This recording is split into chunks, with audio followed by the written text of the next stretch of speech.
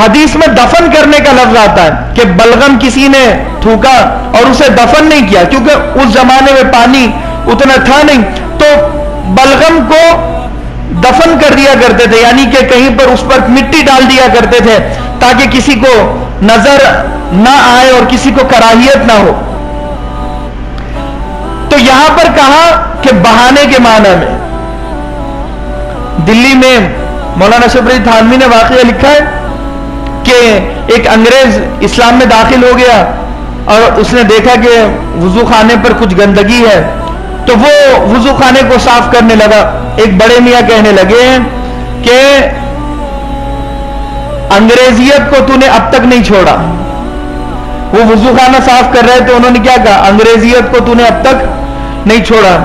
اس لیے کہ وہ بڑے میاں کے ذہن میں یہ تھا کہ صرف انگریز ہی پاک اور صاف رہتے ہیں، صرف انگریز ہی صفائی ستھرائی کا دھیان رکھتے ہیں، خیال کرتے ہیں، جبکہ انہوں نے ہم سے لی ہے یہ چیز۔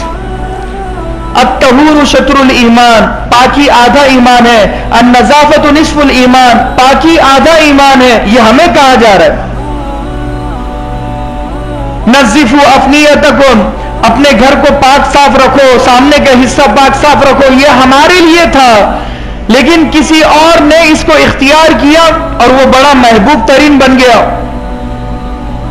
بہت لوگ آج فورن کنٹریز جاتے ہیں تو بڑے خوش ہوتے ہیں کہ وہاں پر صفائی بہت زیادہ ہے، لیکن صفائی اسلام میں جتنی صفائی پر زور اور ترجیح دی گئی ہے اتنا کسی چیز پر نہیں دی گئی۔ اسی لیے خاص طور پر اس کا خیال رکھیں کہ کیونکہ اگر گندگی ہوگی تو لوگوں کو تکلیف ہوگی، صفائی ہوگی تو لوگوں کو خوشی ہوگی، اس لیے صفائی پر اتنا زور دیا گیا ہے۔ اللہ کے نبی صلی اللہ علیہ وسلم کا آخری حج ہے، حجۃ الوداع کا موقع ہے، 3 مہینے کے بعد اللہ کے نبی صلی اللہ علیہ وسلم کا انتقال ہو گیا۔ اس حج کے بعد جیسے ایک باپ اپنے بیٹے کو وصیت کرتا ہے، اللہ کے نبی صلی اللہ علیہ وسلم کا لہجہ بالکل ایسے ہی تھا۔ جب آپ ممبر پر کھڑے ہوئے تو اللہ کے نبی صلی اللہ علیہ وسلم نے فرمایا کہ آج کون سا دن ہے؟ صحابہ اکرام کہنے لگے کہ آج تو عرفے کا دن ہے، بڑا مبارک دن ہے۔ اللہ کے نبی نے کہا کہ کون سا مہینہ چل رہا ہے؟ کہا کہ ذی الحجہ کا مہینہ۔ کہا کہ بڑا مبارک مہینہ، کون سی جگہ ہے؟ کہا عرفات کا میدان، بڑا مبارک مقام ہے۔ کہا سن لو، لا ترجعوا بعدی کفارا، اور کیا کہا؟ الا اراکم بعد عامکم ھذا، کہا کہ اب ایسا لگتا ہے کہ آئندہ سال میں تمہیں نظر نہیں آؤں اور تم مجھے نظر نہ آؤ۔ اشارہ دے دیا کہ آئندہ سال تم مجھے نظر نہیں آؤ گے، اور آخر میں یہ کہا کہ میرے بعد کفر کی طرف نہ لوٹ جانا، کافر نہ بن جانا۔ پہچان یہ بتائی، علامت یہ بتائی، یضرب بعضکم رقاب بعض، کہا کہ اپنے مسلمان بھائیوں کی گردنیں مت اڑا دینا، یہ علامت بتائی۔ یعنی کافر بننے کی یہ سب سے بڑی پہچان بتائی اللہ کے نبی صلی اللہ علیہ وسلم نے کہ ایک مسلمان دوسرے مسلمان کو تکلیف دے۔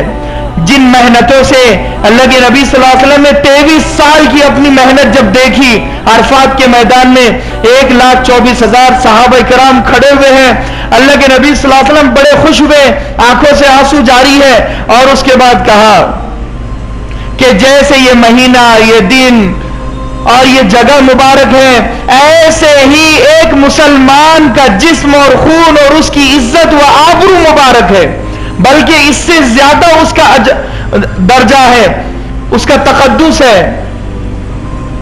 حرمت المؤمن اعظم عند اللہ حرمتا منک، عبداللہ بن مسعود رضی اللہ عنہ فرماتے ہیں اللہ کے نبی طواف کر رہے ہیں تو اللہ کے نبی بیت اللہ شریف سے بات کر رہے ہیں، کعبۃ اللہ سے بات کر رہے ہیں کہ تو کتنا برکت والا، کتنا تقدس والا، کتنا مبارک ہے، تیری جگہ مبارک، تیری بناوٹ مبارک، تیری تعمیرات مبارک، تیرا تن کا ذرہ ذرہ مبارک۔ لیکن سن لے حرمت المؤمنی اعظم عند اللہ حرمتا منکا، کہ ایک مسلمان کی عزت آبرو تجھ سے کہیں زیادہ بڑھ کر ہے، اس کا تقدس، اس کا تبرک، یعنی ایک شخص کعبۃ اللہ پر حملہ کرے اور ایک مسلمان کی عزت پر حملہ کرے، اس کی آبرو پر حملہ کرے، دونوں حملہ کرنے والوں میں بڑا مجرم مسلمان کی عزت و آبرو پر حملہ کرنے والا ہے،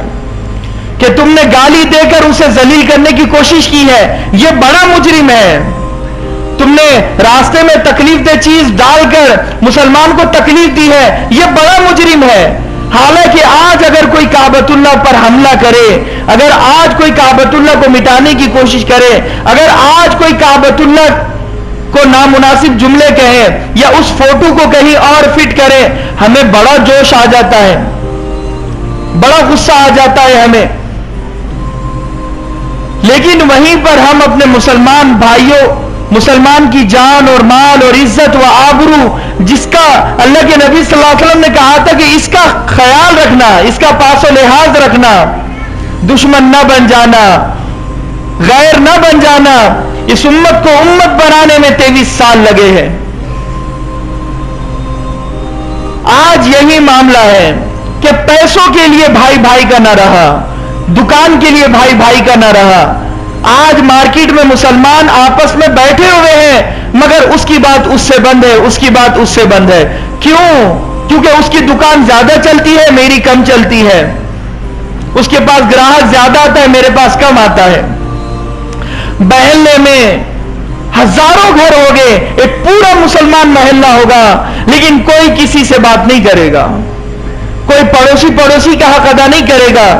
اس قدر پڑوسی کا حق بتایا کہ اللہ کے نبی نے فرمایا کہ کہیں وراثت میں شریک نہ کر دے، کس قدر پڑوسی کا حق۔ اور ہمارا معاملہ ایسا ہے کہ ہمارے گھر میں کچھ بنے تو نہ ہم دال روٹی بھیجتے ہیں، نہ کچھ پڑوسی کا حق ادا کرتے ہیں۔ اللہ کے نبی صلی اللہ علیہ وسلم فرماتے ہیں عائشہ شیروا بڑھا دو مہمان کی نیت سے، مہمان کو دو تو ٹھیک، نہ دو گی تو جس نیت سے بنا رہی ہو اتنے مہمانوں کو کھلانے کا ثواب اللہ دے گا۔ کیا ہم نے ہماری بہن، ہماری بیٹی، ہماری ماؤں کو عادت ڈالی ہے کہ تم شیروا بڑھا دو اپنے پڑوسی کے لیے، روٹی 2 روٹیاں بڑھا کر بنا دو اپنے پڑوسی کے لیے، چاول تھوڑے زیادہ بنا لو پڑوسی کے لیے؟ کبھی خیال آیا نہیں آیا؟ آج ہم پانی دینے کے لیے تیار نہیں ہوتے ہیں، پانی پر جھگڑے ہیں، پانی پر معاملات ہیں۔ کل جب دجال نکلے گا، اور کل جب 3 سال دجال کے نکلنے سے پہلے، حالانکہ 33 چھوٹے بڑے دجال آئیں گے، مسلسل امت میں حالات میں گزرے گی، لیکن 3 سال مسلسل قحط کے گزرے گے۔ اللہ زمین کی پیداوار روک دے گا، آسمان کی بارشیں روک دے گا، ہر طرح کے جانور دھیرے دھیرے مرنے لگ جائیں گے، اور قحط کا ایک زمانہ ہوگا، نہ ایک بوند پانی ہوگا، نہ روٹی کا ایک ٹکڑا ہوگا، دھیرے دھیرے قحط کا زمانہ بڑھے گا۔ 3 سال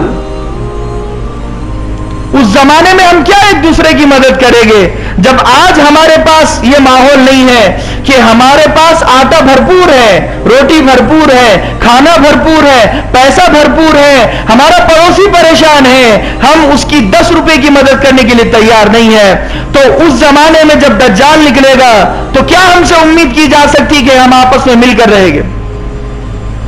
وہ گرم گرم کھانا لے کر، ٹھنڈا ٹھنڈا پانی لے کر نکلے گا اور کہے گا کہ یہ کھانا لے لو، مجھے خدا مان لو، بس اتنا ہی ہے، یہ پانی پی لو اور مجھے خدا مان لو۔ وہاں پر ہماری نسلیں ہوگی۔